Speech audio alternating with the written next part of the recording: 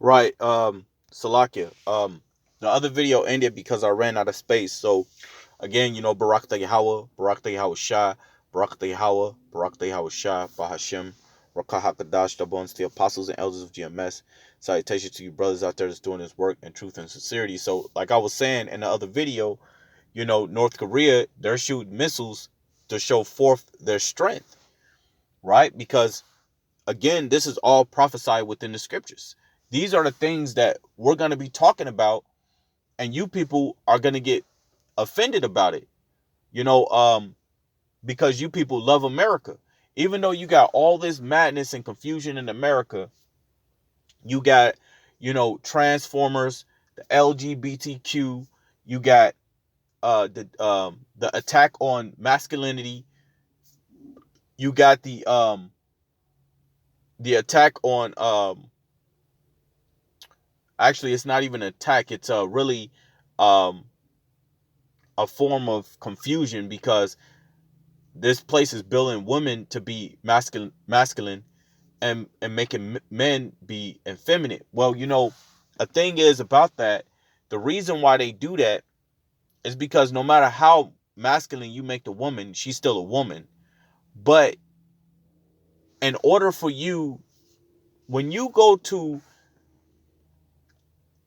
attack people in your own nation, if let's say if you are the ruler and you want to, let's say, do something different within your kingdom, then what you would do is you would demasculate the men. So you will bring masculinity towards the woman, right? By, giving them jobs and making them feel like they're above men.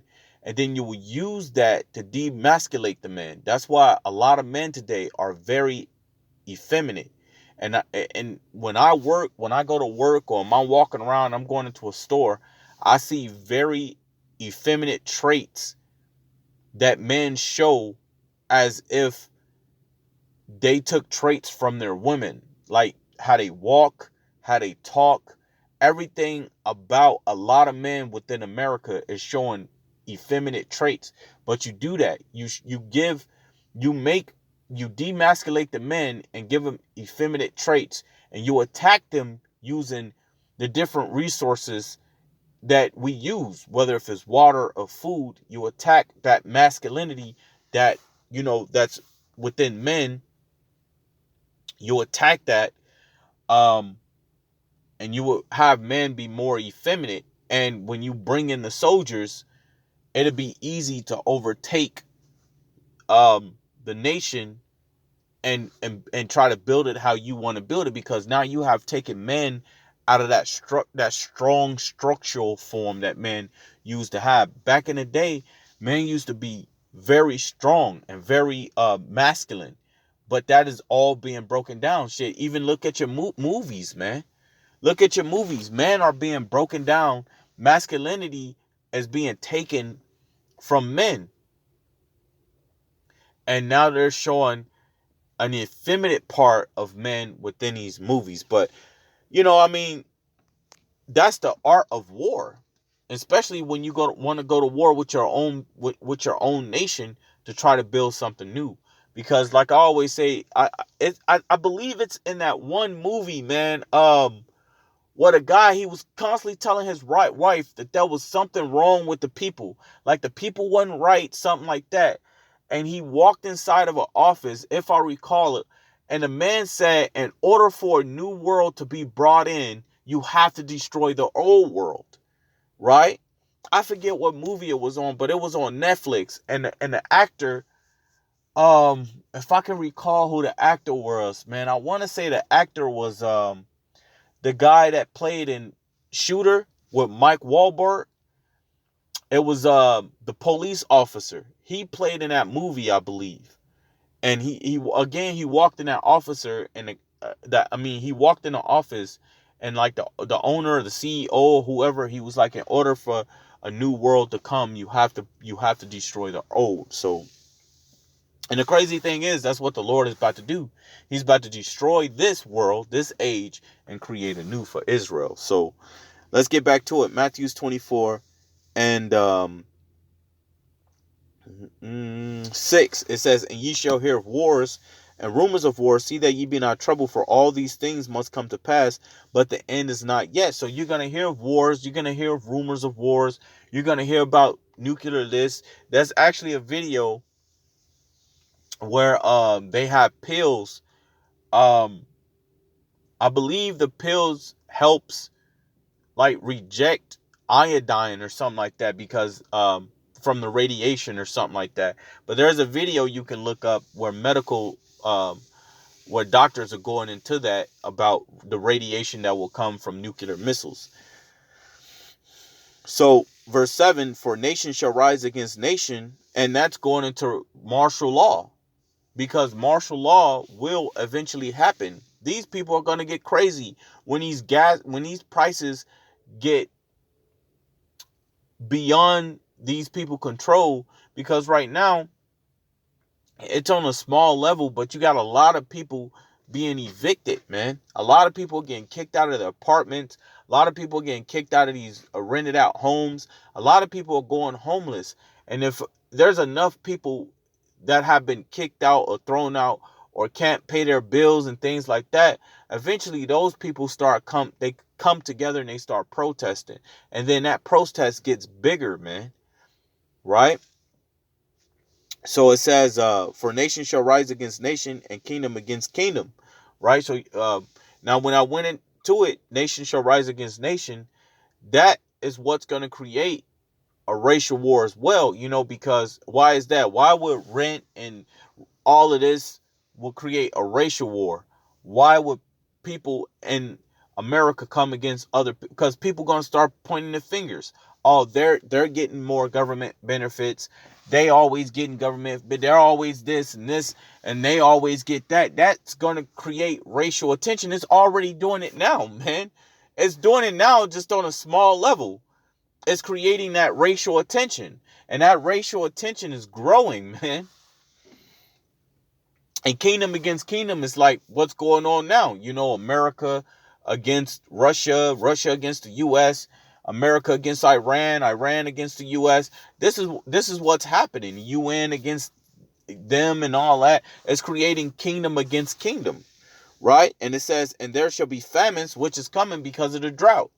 You got a lack of crops growing due to crops not growing. Right? I mean, Salakia, you got a lot of crops not growing due to water, due to the lack of water. Salakia, I got distracted. But that's what's happening. You can go into 2nd Ezra 6 and 22, man. The scripture's going to tell you that as well. Is that it talks about the laborers, the farmers. Actually, let's get it real quick. So Salakia, I got to grab it out this phone because my other phone doesn't have the apocrypha on it. So 2nd Ezra 6 and 22, it says, and suddenly shall the sown places appear unsown. The full storehouses shall suddenly be empty. So we are approaching that time. We're approaching that time to where the crops aren't growing right. We're approaching that time to where the stores are going to be empty. We're approaching these times. When you got diesel fuel, when you got a lack of diesel fuel or gas prices start skyrocketing, people start losing their jobs. Man, I was watching Spectrum Survival, before I got off work and came home. And he was bringing up an article of all of these jobs that's about to start. I mean, all of these businesses that's about to start laying off hundreds of people, man. Hundreds of people. So, man, when you talk about that there's going to be a work shortage, workers shortage, this is definitely coming, man. And that's going to affect the economy majorly. Because this economy works off productivity. And when you got less workers, you got less income coming in, which means you got less money being spent. which is going to be a major problem for the U.S., especially when you got these interest rates constantly increasing. Man, these people going to flip the hell out. This is no different than a Roman Empire, man. When they start raising taxes on them Romans, them people that was living in Rome, they start raising them taxes, man. They started the riot. They started the protest and riot. That was so much disorder within Rome that gave the barbarians and the Roman leaders that was with those barbarians to overtake and crush Rome, man. This is the same thing that's happened in the U.S. The U.S. is what? Over 90, I believe $90 trillion in debt, right? You got people being laid off. You got interest rates higher than the mother.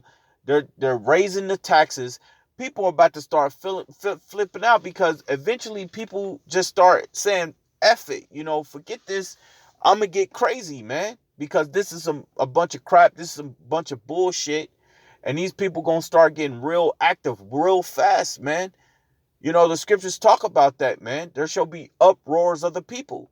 People could only take so much before they hit that breaking point. And really, is when these men start reacting, that's when everybody else gonna start reacting. Right? So, Matthew 24 and finish off 7. For nation shall rise against nation, and kingdom against kingdom, and there shall be famines and pestilence and earthquakes in diverse places. And you have that going on. Earthquakes in diverse places, pestilence eating up the crops. And it says all these are the beginnings of sorrow. So now we're going to get straight into it, man, because the Lord is about to bring down that sword upon the earth, man. That sword, them arrows being them nuclear missiles. So this is Deuteronomy 32 and 40. Salakia. I don't know what just happened there, but okay. This is Deuteronomy 32 and 42. It says, I will make mine arrows drunk with blood, right? Because the arrows represent what? The arrows represents those nuclear missiles, man. It says, and my sword shall devour flesh. It says, and that with the blood of the slain and the captives from the beginning of revengeance upon the enemy, man. So the Lord is about to bring this down upon his enemies and upon his adversaries. The Lord's enemies are who? The nations and 2/3 of you so-called black Hispanics and Native Americans. The Lord is about to bring a lot of death on the earth, man. We just went into that in the book of Zephaniah. The Lord's judgment doeth showeth every morning, man. Right? Hey, the scriptures tell you in 2nd Ezra 9 and 22, right? It tells you that a multitude shall perish which was born in vain. A multitude. So the Lord, hey, look, man, the Lord is not about to have mercy on your children. The Lord is not going to have mercy on your newborns. The Lord isn't going to have mercy on a baby that dwells within your womb. The Lord is not going to have mercy on you. He's not going to have mercy on your family members. If you're not of the elect, the 144,000 and the 1/3, you are going to die. Plain and simple. You could die now, or you could die during a famine. You could die during any event that the Lord takes place. You could be in that moment, and that moment is going to be fucked up for you, right? Matter of fact, let's get that real quick. This is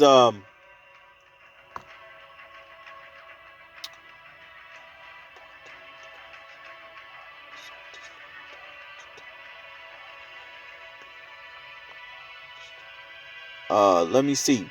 I'll start at Jeremiah 15:1. Then said Yahweh unto me, though Moses and Samuel stood before me, yet my mind could not be towards this people. Cast them out of my sight and let them go forth. And this is talking about you Israelites, right? I'm going to go ahead and end it from there and say Barakatah Yahweh, Barakatah Yahweh Shai, Barakatah Yahweh, Barakatah Yahweh Shai, Bahashem, Rakah HaKadash, the bonds to the apostles and elders of GMS. Salutations to you brothers out there that's doing this work in truth and sincerity. I'm going to bring it right back, but I want to say Shalom.